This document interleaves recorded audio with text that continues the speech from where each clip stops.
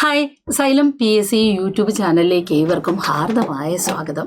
ഇന്ന് ഒരു വീഡിയോ, അതായത് നമ്മൾ ഏറ്റവും പ്രാധാന്യത്തോടു കൂടി പഠിച്ചു തുടങ്ങുന്ന ഒന്നാണല്ലോ LDC എന്ന് പറയുന്നത്. അത് 2027 LDC ആണല്ലേ. ആവശ്യം പോലെ സമയമുണ്ട്.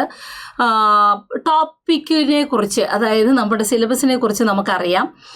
പക്ഷെ എങ്ങനെയാണ് ലക്ഷക്കണക്കിന് ഉദ്യോഗാർത്ഥികൾ എഴുതുന്ന ഒരു പരീക്ഷയിൽ നമ്മൾ ഏറ്റവും മുന്നിൽ വരുന്നത്? ആദ്യത്തെ 10 റാങ്ക് നമുക്ക് നേടാൻ കഴിയുന്നത് എങ്ങനെയാണ്? LD പോലുള്ള ഒരു പരീക്ഷയിൽ, ലക്ഷക്കണക്കിന് ഉദ്യോഗാർത്ഥികൾ എഴുതുന്ന ഒരു പരീക്ഷയിൽ എങ്ങനെയാണ് ആദ്യത്തെ 10 റാങ്കിൽ വരാൻ സാധിക്കുന്നത്? തീർച്ചയായിട്ടും നിങ്ങൾക്ക് സൈലം PSC അറിയാമല്ലോ. 2023 ഓഗസ്റ്റ് 15 പ്രവർത്തനം ആരംഭിക്കുകയും ഇന്ന് 2026 ഓഗസ്റ്റിലേക്ക് എത്തി നിൽക്കുകയും ചെയ്യുന്നു. 3 വർഷത്തെ ഒരു യാത്ര, വെറും യാത്രയായിരുന്നില്ല, ജൈത്രയാത്രയായിരുന്നു. അപ്പോൾ ആയിരക്കണക്കിന് കുട്ടികൾക്ക് റാങ്ക് വാങ്ങിക്കൊടുക്കാനും അവരെ ജോലികളിലേക്ക് എത്തിക്കുന്നതിനും ഒക്കെ സൈലം PSCയെ കൊണ്ട് സാധിച്ചിട്ടുണ്ട്. അപ്പോൾ ആ ഒരു മാസ്റ്റർ പ്ലാൻ തീർച്ചയായിട്ടും നിങ്ങൾക്ക് അറിയാമല്ലോ. ഇതിൻ്റെ പിന്നിലൊരു ടീമുണ്ട്. ആ ടീമിന് വ്യക്തമായ ആസൂത്രണമുണ്ട്. അല്ലാതെ തന്നെ ഇത്രയും കുട്ടികളുടെ ഇടയിൽ നിന്നും ആദ്യ റാങ്കുകൾ സൈലം PSCയിലെ കുട്ടികൾ എങ്ങനെ കരസ്ഥമാക്കുന്നു എന്ന് ചോദിച്ചാൽ വ്യക്തമായൊരു ആസൂത്രണം തന്നെയാണ്. ഈ ആസൂത്രണം ആണ് ഇന്ന് മാസ്റ്റർ പ്ലാനായിട്ട് നിങ്ങൾക്ക് തരാൻ പോകുന്നത്. എന്താണ്, എവിടെ നിന്ന് തുടങ്ങണം, ആവശ്യം പോലെ സമയമുണ്ട്, നല്ലൊരു ടീം നിങ്ങൾക്കുണ്ട്. അപ്പോൾ തീർച്ചയായിട്ടും എങ്ങനെ തുടങ്ങണം, എവിടെ നിന്നാണ് തുടങ്ങുന്നത്, ഈസി സ്കോറിങ്, എങ്ങനെയാണ് മറ്റുള്ളവർക്ക് കിട്ടാത്ത ഒരു മാർക്ക് എനിക്ക് കിട്ടുന്നത്, അല്ലേ? ഇമ്പോർട്ടൻസ് ഓഫ് PYQ ചെയ്തു നോക്കേണ്ട ആവശ്യമുണ്ടോ? ആദ്യം പഠിക്കേണ്ട ടോപ്പിക്കുകൾ ഏതൊക്കെയാണ്? ഏറ്റവും പ്രധാന ടോപ്പിക്കുകളാണ്. ശരിക്കും പറഞ്ഞാൽ ഈ ഒരു 5 ടിപ്സാണ് നമ്മളെ മറ്റുള്ള കുട്ടികളുടെ റാങ്കുകളിൽ നിന്നും മുകളിലേക്കുള്ളൊരു റാങ്കിലേക്ക്, മികച്ച റാങ്കിലേക്ക് നമ്മളെ എത്തിക്കുന്നത്. അപ്പോൾ ആദ്യം നമ്മൾ എവിടെ നിന്ന് തുടങ്ങണം എന്ന ഒരു തീരുമാനമെടുക്കണം. ഞാൻ മറ്റ് സബ്ജക്റ്റുകളെ കുറിച്ചുള്ള കാര്യങ്ങൾ പറയാൻ ആളല്ല, പക്ഷെ എൻ്റെ മലയാളത്തിനെ കുറിച്ച് വ്യക്തമായ ധാരണയും ബോധ്യവും എനിക്കുണ്ട്. നമുക്കുള്ള സിലബസ് എന്ന് പറയുന്നത് വളരെ പരിമിതമായൊരു സിലബസാണ്. 13 ടോപ്പിക്കുകൾ മാത്രമുള്ള എല്ലാ പരീക്ഷകൾക്കും ഒരുപോലുള്ളൊരു സിലബസ്. LD ആയിക്കോട്ടെ, ഡിഗ്രി ആയിക്കോട്ടെ, ഈവൻ KS ആയിക്കോട്ടെ, ഒക്കെ നമ്മൾ പഠിക്കാൻ പോകുന്ന ഈ ഒരു കൺസെപ്റ്റ് തന്നെയാണ്. അതുകൊണ്ട് തന്നെ മുൻ വർഷ പരീക്ഷകൾക്കൊക്കെ പഠിച്ചൊരു വിധം പാകം വന്ന ഉദ്യോഗാർത്ഥികളും ഉണ്ടാവും. അപ്പോൾ ഇവിടെ പദശുദ്ധി എന്ന് പറയുന്നൊരു ടോപ്പിക്കാണ്. ഇതിന് നമ്മൾ എങ്ങനെ ഇമ്പോർട്ടൻസ് കൊടുക്കണം? പദശുദ്ധിക്ക് വലിയ ഇമ്പോർട്ടൻസ് കൊടുക്കണം. ഈസി ആയിട്ട് ഒരു മാർക്ക് നേടാൻ പറ്റുന്നതാണ്. പിന്നെ എവിടെയാണ് ഒന്ന് ശ്രദ്ധിക്കേണ്ടത്? SCERT യൂണിറ്റ് ബാക്കിലുള്ള എന്തെങ്കിലും പദങ്ങൾ, ഒരു പ്രത്യേക പദം വല്ലതും ഉണ്ടോ നമുക്ക്? ഉദാഹരണത്തിന് ഞാനിപ്പോൾ SCERTയിൽ നിന്നൊരു പദം പറയാം, ഡിണ്ഡിമം. ഡിണ്ഡിമം. പെട്ടെന്ന് ഡിണ്ഡിമം എന്ന് കേൾക്കുമ്പോൾ ഇത് എങ്ങനെയാണ് എഴുതേണ്ടത് എന്നൊരു കൺഫ്യൂഷൻ വരും. വളരെ സിമ്പിളായിട്ടുള്ളൊരു വേർഡാണ്. ചെണ്ട എന്നർത്ഥം വരുന്ന വേർഡാണ് ഡിണ്ഡിമം, അല്ലേ? അപ്പോൾ ഈ ഡിണ്ഡിമം എങ്ങനെ എഴുതും എന്നൊരു കൺഫ്യൂഷൻ. അതുപോലെ ആനപ്പിണ്ടം, പിണ്ഡം. കണ്ടോ, രണ്ടിലും ഇണ വന്ന് ഢ മറിച്ചിട്ടാണ് എഴുതുന്നത്. പെട്ടെന്ന് നമ്മൾ ആനപ്പിണ്ടത്തിന് ഈ ചെണ്ടയുടെ ഇണ്ട, അതുപോലെ ഡിണ്ഡിമത്തിന് ചെണ്ടയുടെ ഇണ്ടയൊക്കെ എഴുതാൻ ശ്രമിക്കും. തെറ്റാണ്. അപ്പോൾ ഇതൊക്കെ ശരിക്കും SCERT യൂണിറ്റ് ബാക്കിൽ ഓരോ പാഠഭാഗങ്ങളെ ആസ്പദമാക്കി പറഞ്ഞു പോകുന്ന പദങ്ങളാണ്. അതുകൊണ്ട് പഴുതടച്ച ഒരു പഠനം, അതാണ് ഞാൻ ഒന്നാമത് പറഞ്ഞ എവിടെ നിന്ന് നമ്മൾ തുടങ്ങണം, എങ്ങനെ തുടങ്ങണം, ഏത് രീതിയിൽ പഠിക്കണം, പഴുതടച്ച് പഠിക്കണം. രണ്ടാമത്തത് നോക്കിയേ, വാക്യശുദ്ധി, അല്ലേ? സെൻറ്റൻസുകൾ എങ്ങനെ തെറ്റുകൂടാതെ എഴുതാൻ സാധിക്കുമെന്ന് പറയുന്നതാണ് ഒരു വാക്യശുദ്ധി. വാക്യശുദ്ധിയിലുള്ള ദോഷങ്ങൾ, പദപൗനരുക്ത്യം, അർത്ഥപൗനരുക്ത്യം, സമുച്ചയം, അതായത് എൻഡ് ചെയ്യുന്നതിലുള്ള പ്രശ്നം, പദക്രമഭംഗം, വിലക്ഷണ പ്രയോഗം, ഏതെങ്കിലും ഒരു പദം തെറ്റായി കൊടുക്കുക, അർത്ഥപൗനരുക്ത്യം തുടങ്ങിയവയൊക്കെയാണ് ഇതിനകത്ത് വരുന്ന ദോഷം. അതെന്താണ് എന്നൊന്ന് കണ്ടുപിടിച്ചു കഴിഞ്ഞാൽ പിന്നെ ചെയ്യേണ്ടത് PYQs ആണ്. ഏറ്റവും കൂടുതൽ PYQ ചെയ്തു നോക്കേണ്ടുന്ന ഒരു സെഷനാണ് ഈ വാക്യശുദ്ധി എന്ന് പറയുന്നത്. പറ്റുമെങ്കിൽ ഒരു 10-12 വർഷത്തെയെങ്കിലും 10-12 വർഷക്കാലത്തെ PYQs ഭംഗിയായി ചെയ്തു നോക്കേണ്ടതുണ്ട്. 10-12 വർഷക്കാലത്തെ PYQs വളരെ ഭംഗിയായി ഒന്ന് ചെയ്തു നോക്കേണ്ടുന്ന ആവശ്യമുണ്ട്. പിന്നെ എന്താണെന്നറിയാമോ, പരിഭാഷയാണ്.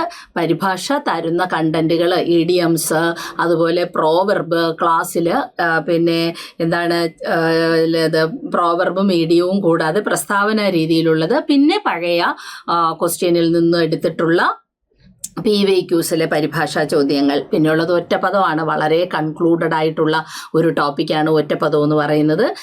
സ്ലൈഡിലൊക്കെ ഉള്ള കണ്ടന്റ് വെച്ച് നമുക്കതങ്ങ് പഠിച്ച് തീർക്കാൻ പറ്റും. വലിയ കാര്യങ്ങളൊന്നുമില്ല. ഒറ്റപ്പദമൊക്കെ ഈസി ആയിട്ട് പഠിക്കാൻ പറ്റുന്നതാണ്. ഇനി കുറച്ച് ഡീറ്റെയിൽഡ് ആയിട്ടുള്ള SCERT ഓറിയന്റഡ് ആയിട്ട് കൂടി ചോദിക്കാൻ ചാൻസ് ഉള്ളതാണ് പര്യായവും സമാന പദവും കൂടി ഒരുമിച്ചിട്ട് പഠിച്ചാൽ മതി. പക്ഷെ ഇതിൽ ശ്രദ്ധിക്കേണ്ട ഒരു കാര്യം, പ്രധാനം എന്ന് പറയുന്നത് PYQs ഒന്നും വലുതായിട്ട് ഡിപ്പെൻഡ് ചെയ്യേണ്ട കാര്യമില്ല പര്യായത്തിന്. കാരണം മാറി മാറിയാണ് പദങ്ങളുടെ സമാന പദവും പര്യായവും ഒക്കെ ചോദിക്കുന്നത്. അങ്ങനെ റിപ്പീറ്റ് അടിച്ചൊന്നും കണ്ടിട്ടില്ല.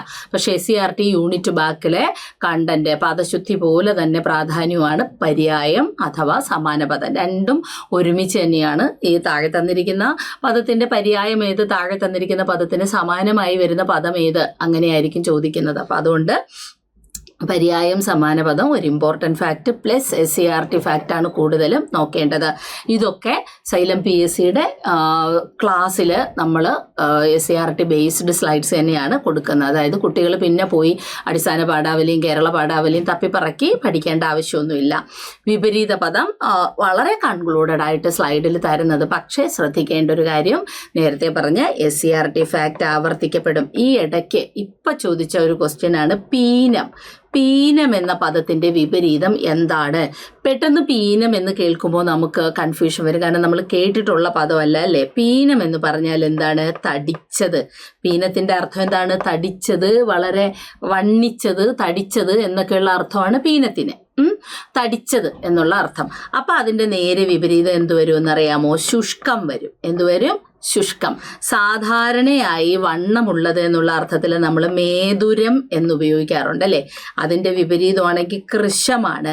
അപ്പം മേതുരം കൃശമാണ്, പക്ഷെ പീനം തടിച്ചതാണ്. ശുഷ്കം ശുഷ്കിച്ചു പോയത്, ശോഷിച്ചത് എന്നൊക്കെയുള്ള അർത്ഥം.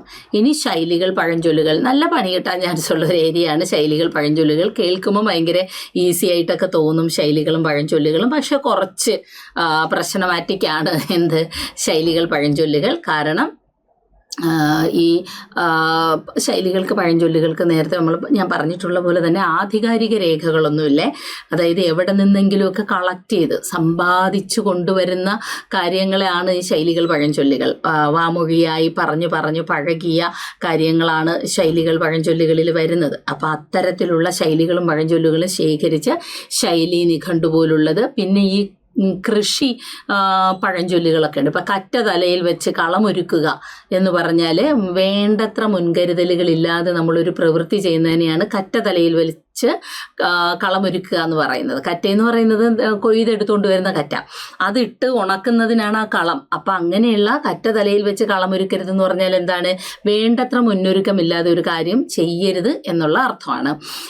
പിന്നെ നമ്മൾ പറയുന്ന അമരത്തടത്തിൽ തവള കരയണം. അതായത് നല്ല മഴയുള്ളപ്പോഴാണ് അമരകൃഷി ചെയ്യേണ്ടത്.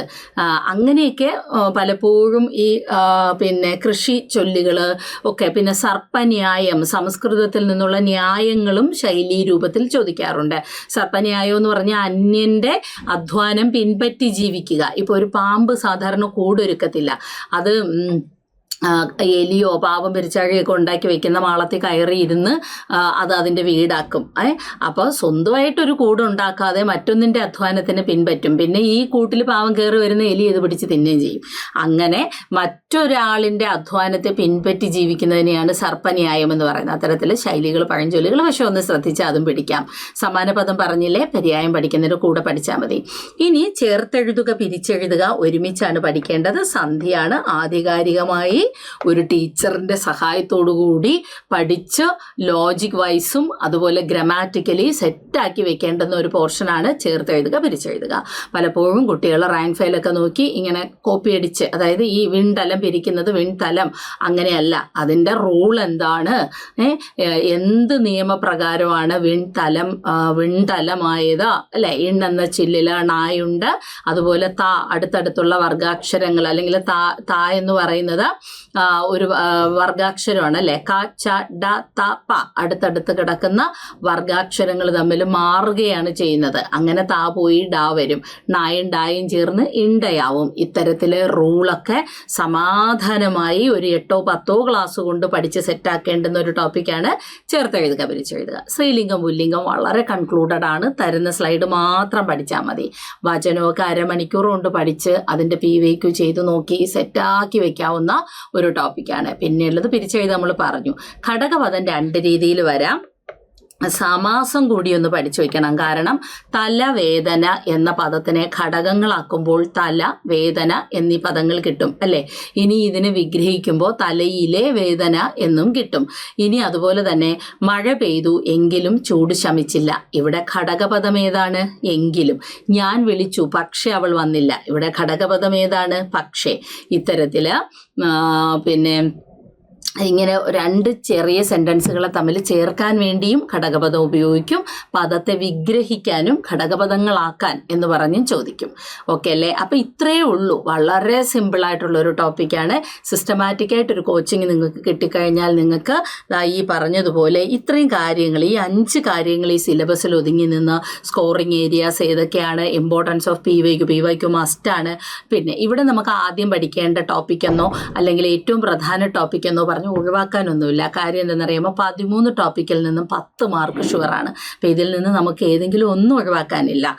എന്നാൽ നിങ്ങൾക്കറിയാം 5 മാർക്കിൻ്റെയൊക്കെ ജോഗ്രഫിയും ഹിസ്റ്ററിയും കടൽ പോലെയുള്ളതിൽ നിന്നും ചിലപ്പോൾ ഏതെങ്കിലും അപ്രധാനമെന്ന് തോന്നുന്നത് ഒഴിവാക്കാമായിരിക്കും. പക്ഷെ മലയാളത്തിൽ നമുക്കൊന്നും ഒഴിവാക്കാനില്ല. ആകെ 13 ടോപ്പിക്കുകളേ ഉള്ളൂ.